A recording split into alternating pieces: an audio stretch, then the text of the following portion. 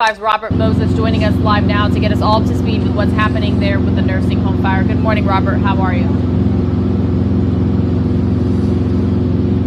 Pilar, good morning to you. And this is a fire that continues to rage. It's about 6:15 on the East Coast right now, and the fire started just before 1 o'clock this morning. It's nowhere near under control. There are pockets of flames lapping this massive structure. The most recent one to pop up is right over here. We're showing it to you now. And just to the left of those flames is part of the roof that collapsed earlier this morning. A witness tells me it was horrifying to see this happen because just seconds before the collapse, there were dozens of firefighters right underneath. And easily, we could have had a massive death toll here. As it is, just a couple minutes ago, I found out from police that one firefighter suffered a heart attack here at the scene. He was taken away. We don't know his condition. And separately from that, a witness tells me that he saw at least 2 civilians taken away from here. Now, during the night, we heard reports that there were people trapped inside, residents trapped inside. We don't know their fate. We don't know if they were able to make it out. Another part of this story is that firefighters who responded were having issues with water pressure. They couldn't get sufficient pressure to pour on these flames to get them out. So this fire had a huge head start, and we were listening to the panicked radio transmissions this morning as they tried to secure enough water to get this thing under control. And we're now in the, I guess what, the 5th hour of this fire, and it is still not out. Pilar? Yeah, Robert, we're still seeing a lot of flames and a lot of smoke from where you guys are. You're right there in front of the nursing home. Do you happen to have any history of this nursing home at all? You know, how many residents, how long it's been there?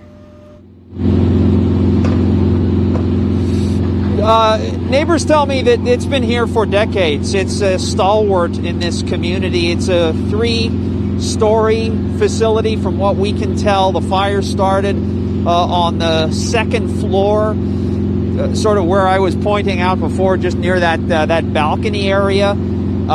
This is a community, again, about 30 miles or so north of New York City, Rockland County. So this is a heavily commuter area. Many people who would work in the city live up here and commute south to work, or they did pre-pandemic. This is we can give you a sense of the scope of this.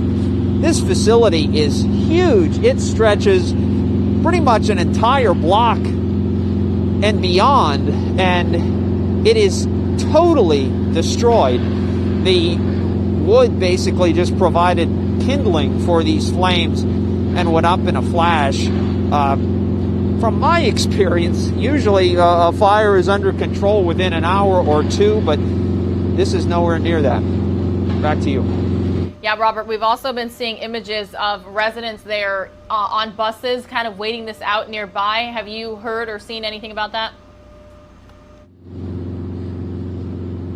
Yes, we're told that there were residents who were bussed from the scene. By the time we got here, it was probably 3 hours or so after the fire started, so many of them would have been taken away from here by then. But you just have to hope that everyone was able to make it out alive. By definition, as we've been saying, this is an assisted living facility, so many people who live here would be compromised in their ability to escape, to get out. And that will be part of this investigation. You know, were they able to adequately get out? Was there proper means of egress? What caused it? All of those questions still have yet to be answered. I want to direct your attention one more time to this part of the structure over here. It looks like it's bowing in on itself and getting ready to basically collapse like a pancake.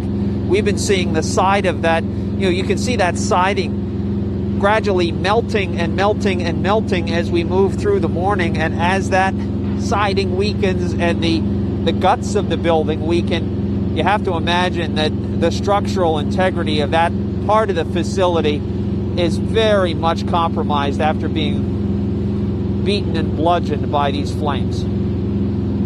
All right, Fox 5 New York's Robert Moses out there in Rockland County, New York. Thank you so much for the live report, and you and your crew, please stay safe out there. Okay. Taking a live look now, everybody, at the White House in Washington.